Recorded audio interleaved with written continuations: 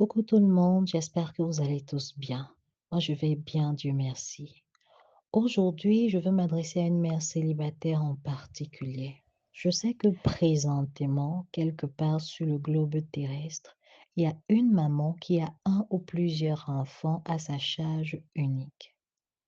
Ces enfants ne comptent que sur elle et elle seule pour vivre. Or, ses moyens sont limités. Elle s'est engagée à bosser matin, midi, soir et nuit pour que ses enfants ne manquent de rien. Elle vient tout juste de réunir tout ce qu'elle a gagné pour remplir à nouveau son frigo et payer la dernière tranche de la scolarité de ses enfants. À peine voulait-elle souffler pour reprendre un peu de force physique et morale qu'une série de factures arrive. Le loyer, la facture d'eau, d'électricité ou d'hôpital. Elle se demande comment va-t-elle faire. Angoisse pour son avenir et celui de ses enfants, peur du lendemain, fatigue physique et mentale, tous ces sentiments l'envahissent au même moment. Si tu es cette mère et que tu es chrétienne, le Seigneur me met à cœur de te rappeler sa parole. Dans Somme 68, verset 5, Dieu te dit qu'il est le Père des orphelins. Alors, appelle ton Dieu, le Père de tes enfants, et il agira. Dans Somme 146, verset 9, il est écrit que le Seigneur, l'Éternel, soutient l'orphelin.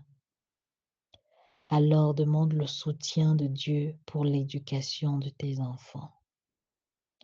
Et si tes enfants sont victimes d'injustice ou d'affliction, va crier à ton Dieu en lui rappelant sa parole dans Exode 22, chapitre 22 à 24, qui dit: Tu n'affligeras point la veuve ni l'orphelin.